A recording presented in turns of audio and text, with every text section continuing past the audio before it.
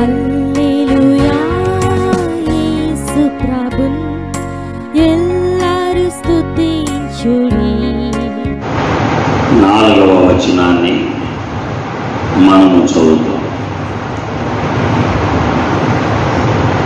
సోమరి ఆశపడులు కానీ వారి ప్రాణములకు ఏమీ తోడదు. శ్రద్ధ గల వారి ప్రాణము పుష్టిగా ఉండదు.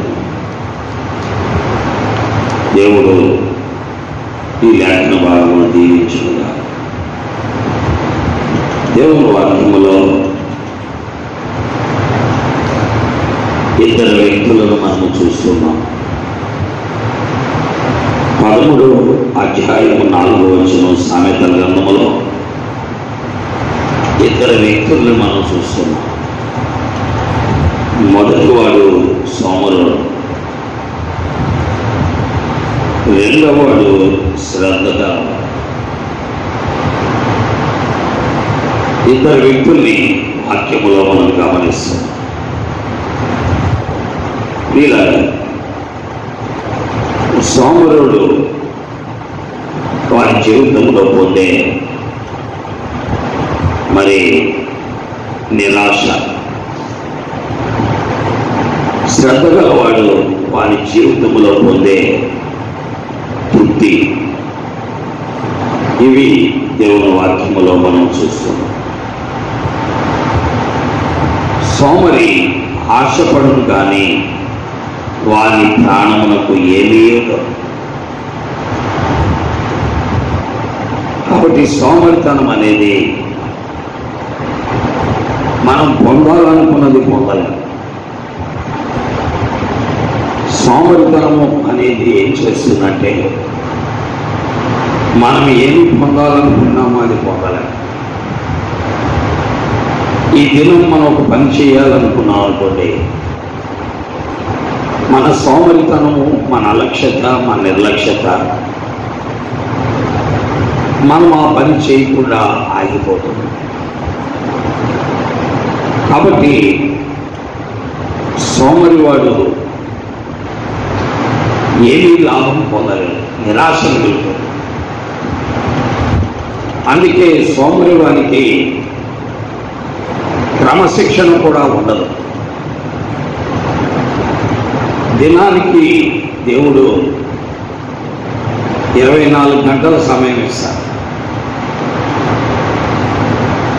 ఈ రోజున మనం 8 నెలలు ముగించాం, 9వ నెలలో కూర్చాం. మొదటి దినం కూడా అయిపోతుంది, 2వ దినంలోకి రాబోతున్నాం. 2వ దినంలోకి వచ్చినట్లే ఈ 24 గంటల్లో మొదటి దినం 24 గంటల్లో మనము ప్రయోజనకరమైన పని ఏం చేశాం? ప్రయోజనకరమైనది, మేలైనది. ఒకవేళ ఈ లోక సంబంధంగా ప్రయోజనకరమైనది కానివ్వండి, ఆత్మ సంబంధముగా ప్రయోజనకరమైనది కానివ్వండి, ప్రయోజనకరమైనది మనం చేయగలిగామా 24 గంటల్లో ఆలోచించుకోవాలి. సోమరుడికి క్రమశిక్షణ ఉండదు, అందువల్ల ప్రయోజనకరమైనది చేయలేదు. నిష్ప్రయోజనముగా తన సమయాన్ని వృధా చేసుకుంటాడు. నిష్ప్రయోజనముగా తన సమయాన్ని వృధా చేసుకోవడం ద్వారా తన భవిష్యత్ కాల జీవితాన్ని నష్టపరుచుకుంటాడు. పిల్లగా అందుకే ఆత్మీయ జీవితంలో కూడా సోమరితనం ఉండకూడదు. ఈ లోక సంబంధమైన జీవితంలో సోమరితనం ఉంటే ఎంత దరిద్రతలోనికి వచ్చేస్తాడో, ఆత్మీయ జీవితంలో సోమరితనం ఉంటే దానికంటే ఎక్కువ దరిద్రతలోకి వచ్చేస్తాడు. ఎందుకు అంటే దేవుడిచ్చిన ఆయుష్కాలాన్ని సరైన రీతిలో ఆలోచించుకుని ప్రయోజనకరంగా మరల్చుకోకపోతే తర్వాత మనం కన్నీరు కార్చవలసి వస్తుంది. అది మరి ఏశావు జీవితంలో మనం చూచాం. ఆ తరువాత అతడు ఆశీర్వాదం పొందగోరి శ్రద్ధతో వెతికినను నిష్ప్రయోజకుడిగా మిగిలిపోయాడు. కాబట్టి సోమరి వారికి సరైన క్రమశిక్షణ ఉండదు. అందుకనే దినములో నేను ఉదయకాలం లేచాను అంటే ఈరోజు ఏమి పనులు చేయాలో రాసేసుకున్నాను. ఈరోజు ఒక పని చేయలేకపోయాను. ఆ పని చేయకపోవడానికి కారణాలు కూడా నేను సహవాసం చేసే వ్యక్తుల ద్వారా చేయలేకపోయాను. కాబట్టి క్రమశిక్షణ అనేది చాలా అవసరం. వాక్యములో మనం చూస్తున్నట్లయితే సోమరి ఆశపడును కానీ వాని ప్రాణమునికి ఏమీ దొరకదు. ప్రయోజనకరమైనటువంటి జీవితం తన జీవితంలో ఉండదు. ఒక నిష్ప్రయోజకుడిగా మిగిలిపోతాడు. ఒక నిరాశపరుడిగా మిగిలిపోతాడు. ఆశపడతాడు కానీ చివరికి తనకి మిగిలేదు నిరాశ. అర్థమైంది కదండి. వాక్యములో మనం చూస్తున్నది అదే. తర్వాత రెండో వ్యక్తిని మనం చూస్తున్నాం. మొదటి వ్యక్తి సోమరుడైతే రెండో వ్యక్తి ఎవరంటే శ్రద్ధ గలవాడు. అంటే శ్రద్ధ గలవాడికి ఏ పని ఎప్పుడు చేయాలనేటువంటి ఆలోచనలో ఉంటాడు. ప్రియులారా, కాబట్టి దేవుని మందిరానికి వచ్చి కూర్చోవడం, దేవుని మందిరంలో బైబిల్ పట్టుకుని కూర్చోవడం, బైబిల్ పట్టుకు తిరగడం, ఒక భక్తిపరుడుగా బయట కనబడటం ప్రాముఖ్యం కాదు. శ్రద్ధతో కూడిన క్రమశిక్షణ అవసరం. ఇది ఆత్మ సంబంధమైన దైవ జీవితానికి చాలా ప్రాముఖ్యమైనటువంటి. అర్థమైందండి. ఈనాడు క్రైస్తవులు దేవుణ్ణి ఎరగనటువంటి వ్యక్తుల కంటే దుర్బలులుగా ఉండడానికి కారణం అదే.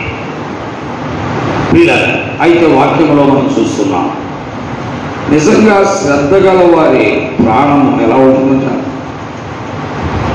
పుష్టిగా ఉంటుంది. సోమరి వాడి ప్రాణమేమో నిరాశతో ఉంటుంది.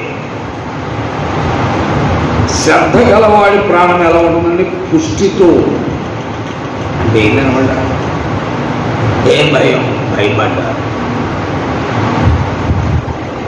దేనికి భయపడ్డారు? బైబిల్లో ఒక వ్యక్తిని మనం చూస్తాం. అతడు చాలా క్రమశిక్షణతో కూడినటువంటి వ్యక్తి. అతని పేరు దానియేలు. అతడు చాలా దేవుని విషయంలో శ్రద్ధ కలిగిన వాడు, దైవత్వ విషయంలో శ్రద్ధ కలిగిన వాడు, భక్తి విషయంలో శ్రద్ధ కలిగిన వాడు, యథార్థత విషయంలో శ్రద్ధ కలిగిన వాడు, దేవుణ్ణి సేవించిన విషయంలో శ్రద్ధ కలిగిన.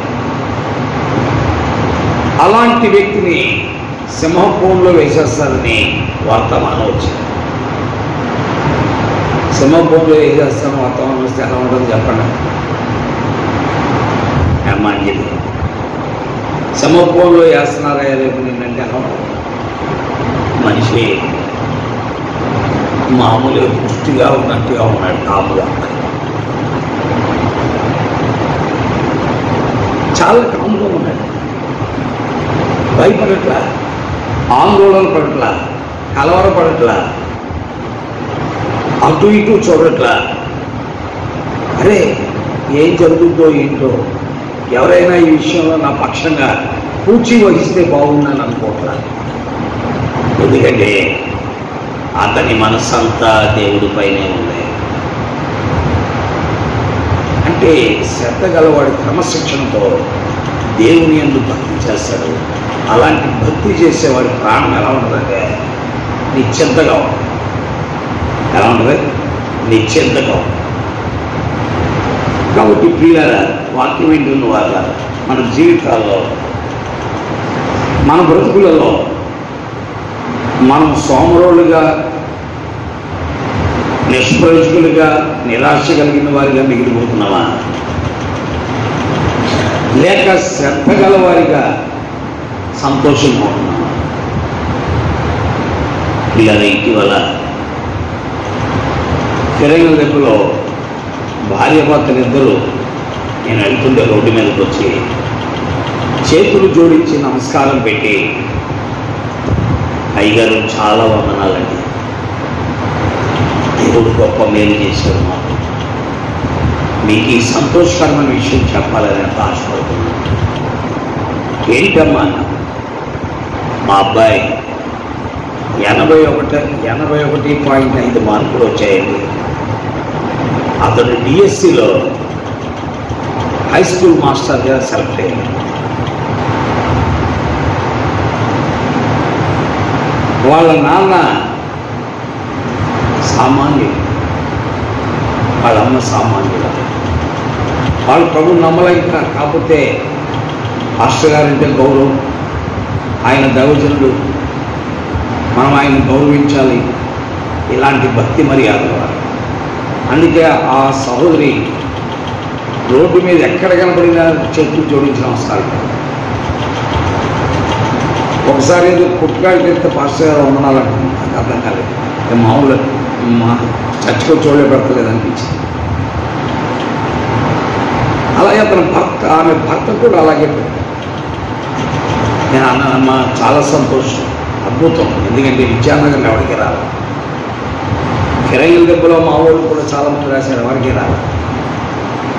నీ కొడుకు వచ్చింది, ఒక సంవత్సరం పాటు ఒక ప్రొబేషన్ పీరియడ్ ఉన్నా, ఆ తర్వాత 40,000 జీతం ఫస్ట్ అటెంప్ట్లో వస్తుంది.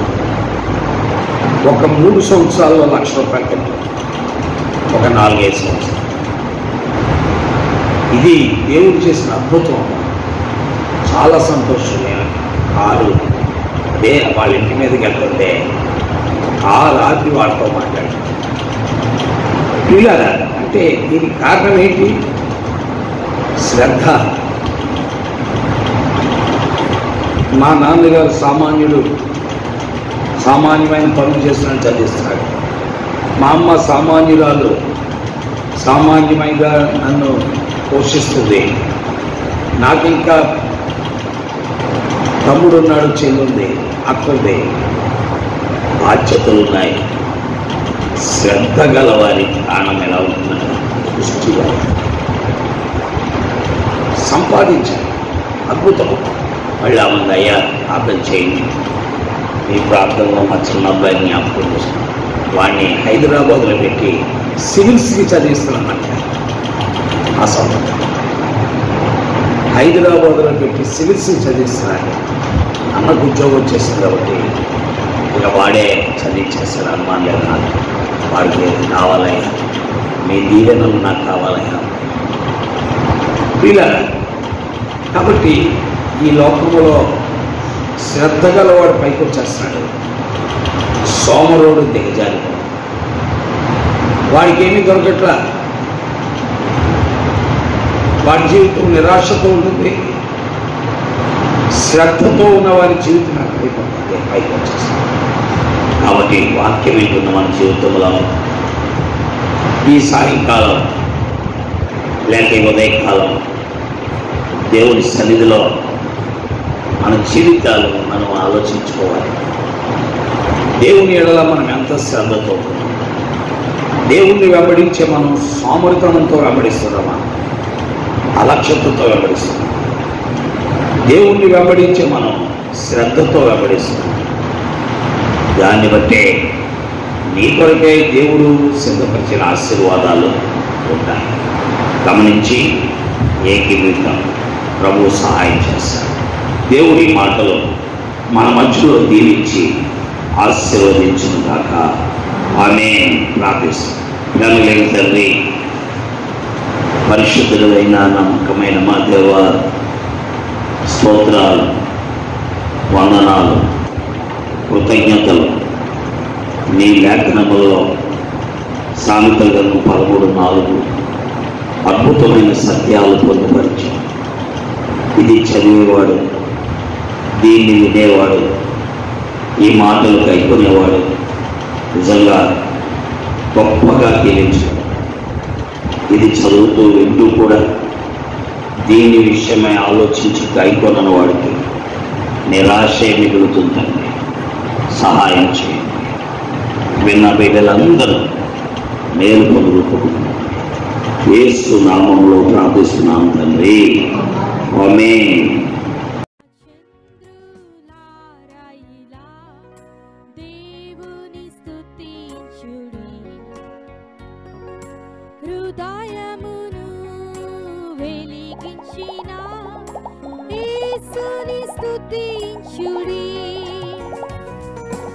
అగ్నివాడా గంధారా మీరు కర్తను స్తుతించుడి,